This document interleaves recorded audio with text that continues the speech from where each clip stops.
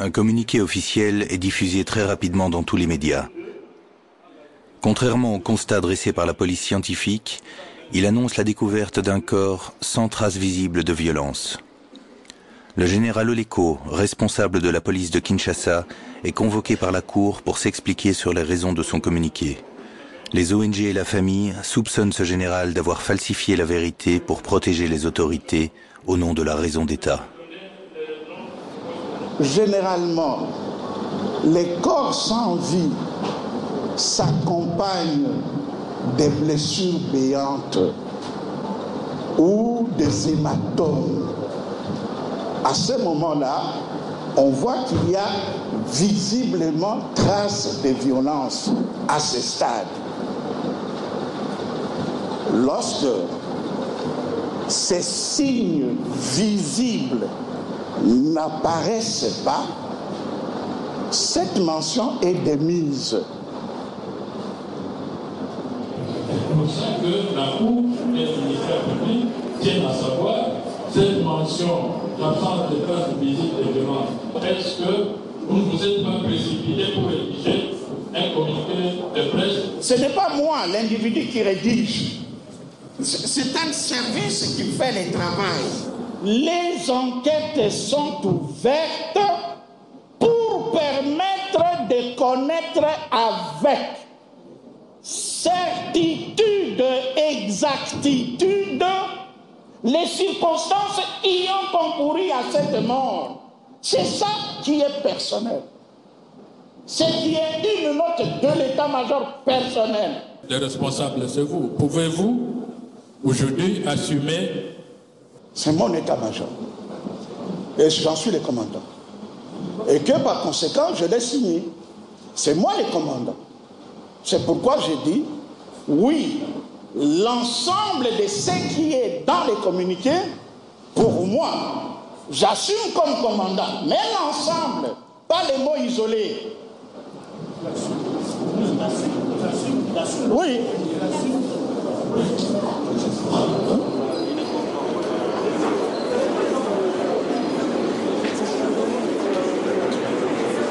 À la justice, que la justice fasse son travail, un point, un trait. Malembe, malembe, malembe.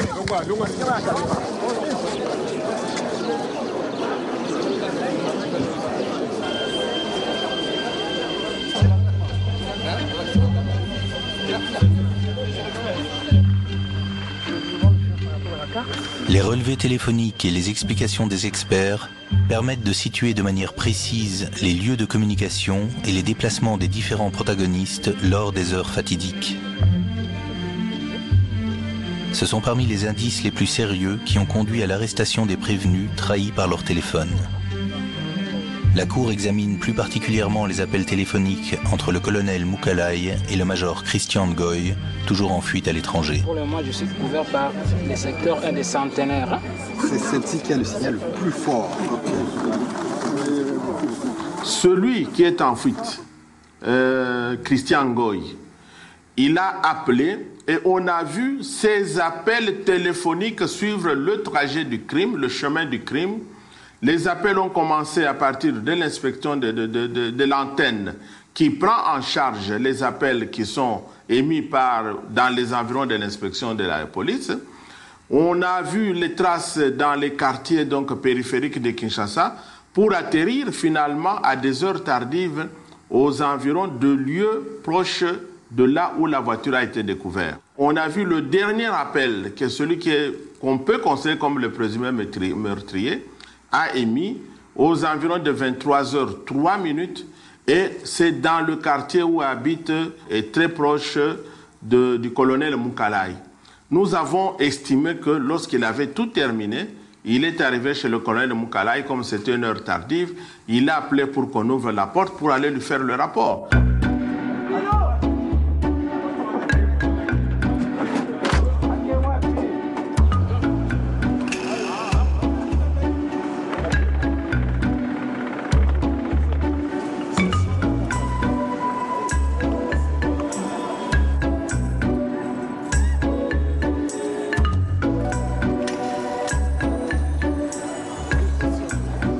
La cour organise une descente sur les lieux dans la maison qu'avait récemment louée le major Christian Ngoy dans le voisinage direct de Floribert Chebeya. Le major Ngoy était le commandant du redouté bataillon Simba, cette unité d'intervention spéciale de la police que Floribert avait à plusieurs reprises déjà accusé de violation des droits de l'homme.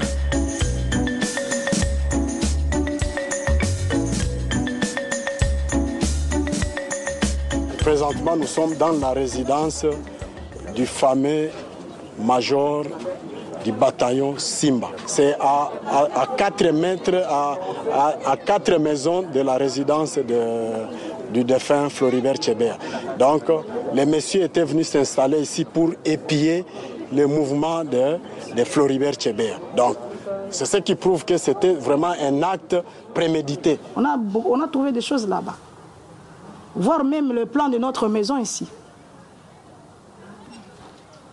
Et là, on a précisé nommément la chambre où dort Floribert, la chambre des enfants, et là où restent ici dehors, là où restent nos chiens.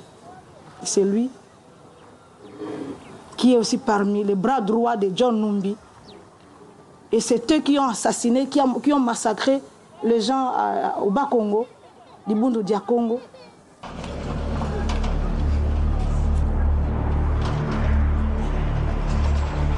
La veille de sa mort, Floribert s'apprêtait à déposer un dossier devant la CPI, la Cour pénale internationale de La Haye. Il comptait y dénoncer la répression violente opérée par le bataillon Simba lors de la révolte d'un mouvement politico-religieux, Bundu Dia Congo. Pour les avocats des victimes, il s'agit d'un des principaux mobiles de son assassinat.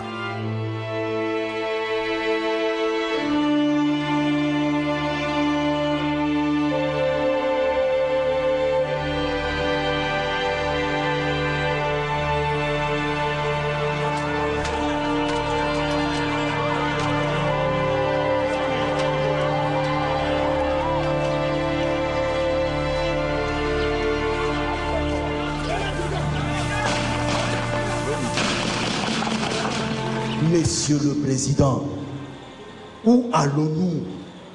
Tuer qui vous voulez? Aller au Bas-Congo? Marcher sur vos frères congolais comme si vous marchiez sur des animaux? Toujours bataillon Simba. Mais alors, comment expliquer le silence des autorités? C'est là la question des crimes d'État. Ne tuez pas les défenseurs des droits de l'homme. Aujourd'hui, vous avez les faveurs. Le demain, vous ne le savez pas. Toutes ces personnes citées-là font partie du bataillon Simba. Donc il y a un lien qui ne trompe pas entre tous les prévenus. Lorsque le général John Numbi a quitté l'armée de l'air et qu'il a été nommé inspecteur général de la police, il a récupéré les anciens militaires pour les transformer en policiers et créer un bataillon spécial, le fameux bataillon Simba. Donc il y a quelques 2 ans, on l'a propulsé comme général, mais commandant de la police nationale congolaise. Et c'est en cette qualité-là qu'il est le chef de toute la police sur toute l'étendue de la République. Au vu des promotions qu'il a eues, c'est une personne qui jouit de la confiance du président.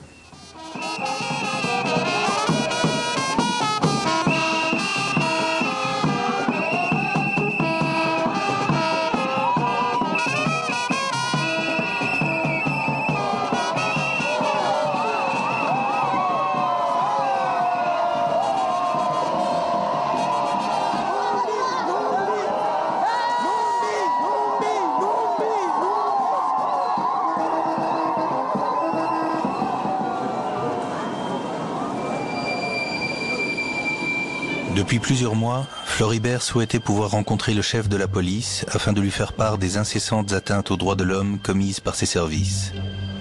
John Numbi l'avait donc convoqué à ce rendez-vous fatal dans son bureau. Toujours suspendu de ses fonctions, il n'est cependant pas inculpé. La Cour, selon le code militaire, n'est en effet pas habilitée à juger un général 3 étoiles. John Numbi comparaît donc en tant que simple renseignant. À ce titre, il n'est pas tenu de prêter serment.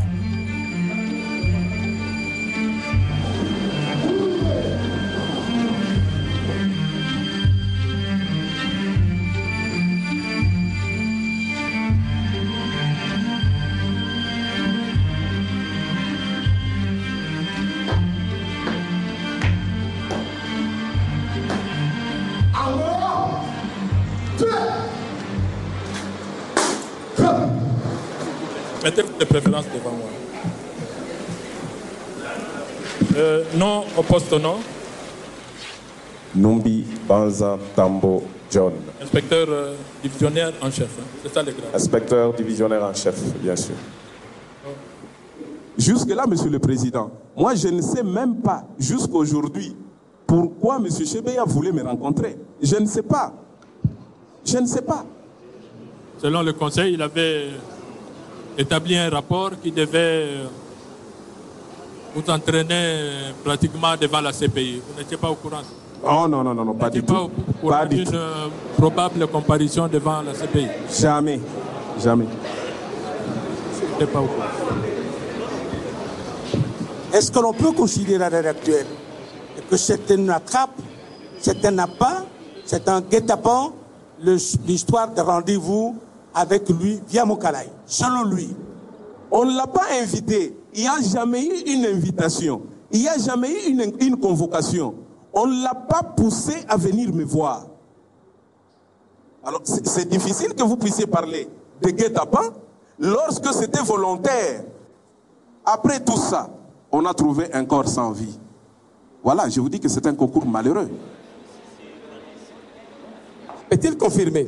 Parce que d'après nos informations, les majors Christian n'obéissaient qu'à lui. Ou à défaut, on connaît Mokalaï. Est-ce qu'il peut confirmer cela? Oui, monsieur l'inspecteur général. Mais je suis le chef de la police. Monsieur le Président, je suis le chef de la police. Tous les officiers de la police doivent m'obéir. Et c'est ce qui montre d'ailleurs que je suis autoritaire. Silence. Pas de réaction. Hein. Pas de signe d'applaudissement. Nous avons fini, monsieur le Président. On sera Président. obligé de vous évacuer de la salle. Il peut mentir, il peut se contredire, la Cour est désarmée contre lui. Monsieur le Président, lorsque nous sommes dans un système d'impunité où il y a des intouchables, vous ne pouvez pas le juger, vous ne pouvez pas instruire à sa charge. La Cour a dit qu'elle ne peut pas convertir un renseignant en prévenu. Mais c'est cela notre crainte. C'est la loi. Maître, nous voulons être sérieux. Depuis le début, j'ai dit que les débats doivent se dérouler dans la sérénité. Si vous continuez à faire des reproches à la Cour, simplement je vous retire la parole. Sur ce que la Cour a déjà décidé, c'est fini, c'est décidé, c'est net.